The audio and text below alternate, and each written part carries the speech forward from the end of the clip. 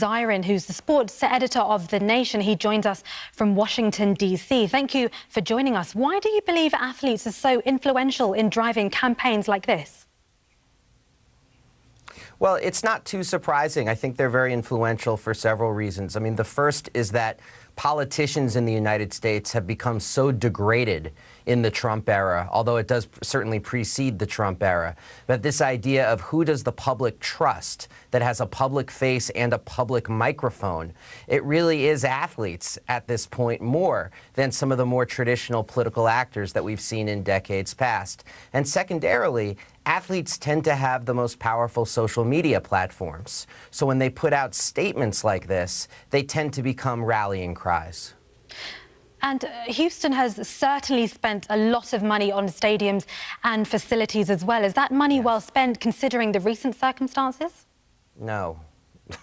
Not at all. And this is the thing we have to remember, because there have been a lot of news stories about how the owners of the Houston Astros, Houston Texans, and Houston Rockets have given $1 million, $2 million, $10 million, and this is being met with a great deal of praise. But we have to remember that all three teams in the last 20 years have received literally hundreds of millions of dollars. Based on the calculations, it can go into the early billions in terms of subsidies to build 3 new stadiums in Houston. Now, 2 of those sports owners are also big GOP money lenders. And think about what that means. They have supported monetarily politicians who have called for and enacted massive cuts in social spending, the very kind of social spending that today would be so desperately needed in the context of Hurricane Harvey, and yet the money has been shifted upwards to pay for stadiums for billionaires. Now, Houston is certainly not the only city that has seen this, but they are the city right now that's paying the price,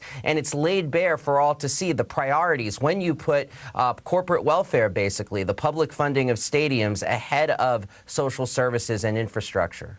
Now, despite the money spent, as you've touched on, it's been spent on many different things. Can't these teams still be used to boost morale in situations like this at all?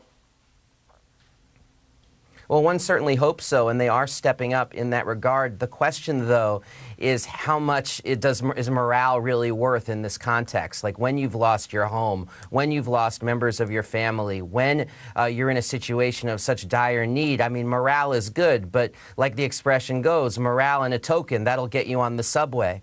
What's desperately needed, far more than sports heroes cheering people up, is a real plan to deal with climate change in this country.